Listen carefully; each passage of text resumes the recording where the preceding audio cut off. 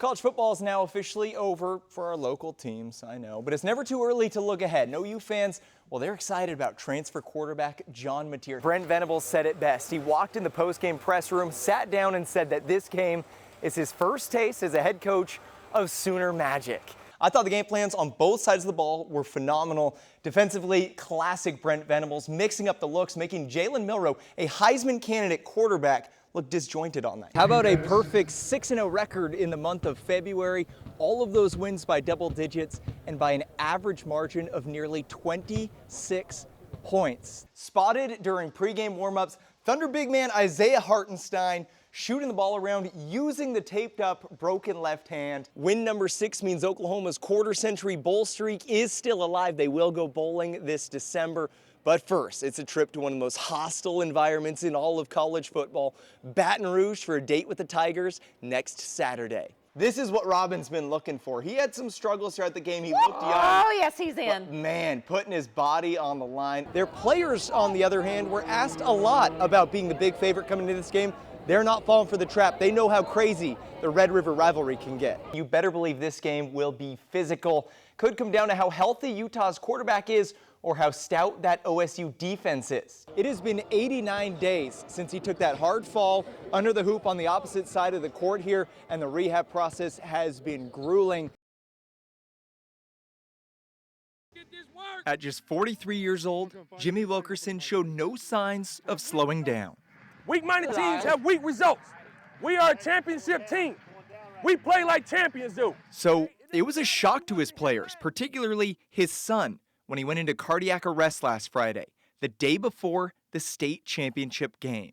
At first, I didn't really believe it. I just felt like all it was a really big dream. But as it kept going on, and it all just hit me.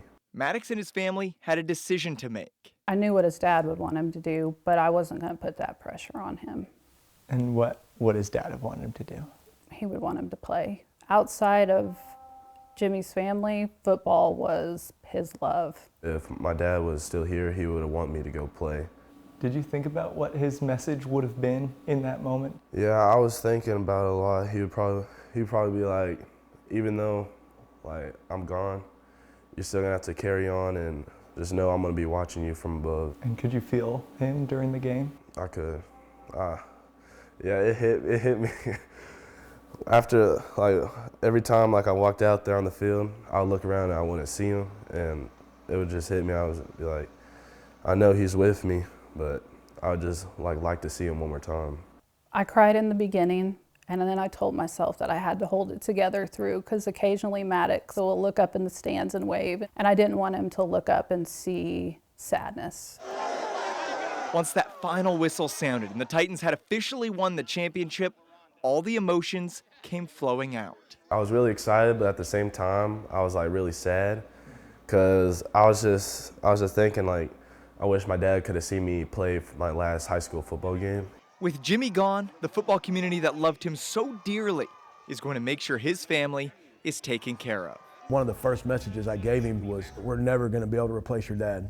No one's ever going to be able to do that, but we're always going to be there for you. Knowing the kind of men that are surrounding my boys especially to step in and take on that role it just gives me a sense of peace.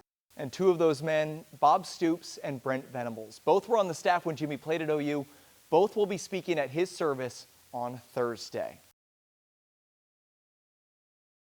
Well, college football is now officially over for our local teams, I know, but it's never too early to look ahead. No U fans, well, they're excited about transfer quarterback John Mateer. So I reached out to a mentor of mine, a defensive coach who faced Mateer this season, and let me read you some of the actual scouting report his team had on OU's new quarterback. John Mateer is incredibly athletic and sneaky fast, the ability to run through tackles or make you miss, but this guy is not just a runner. Check out the arm strength, able to throw to the opposite sideline. It also describes him here as a baseball guy, making off-balance throws like when he's buying time with his feet. Now that said, his decision-making on the run is a vulnerability. There's opportunity to make him force throws. So what was the game plan to try to stop John Mateer? Well, number one, cage the chicken. This is a deliberate pass rush that works to keep him in the pocket. Now, if he does get out, don't let him scramble right. You have to flush him to his left. For the defensive backs, stay in coverage because he will throw even after he's left the pocket. And overall, you often have to add an extra player to the box for that +1 designed quarterback run game. Now, the job won't just be handed to him. Michael Hawkins Jr. wants it bad, and he isn't afraid of competition. It's a great opportunity for everyone. You know, bringing a guy in, I think we need a guy. We need a guy in our room. So I think the biggest thing for everyone else as an offense is just get the offense down as quick as you can together. He's a great guy to be around, so I'm looking forward to that.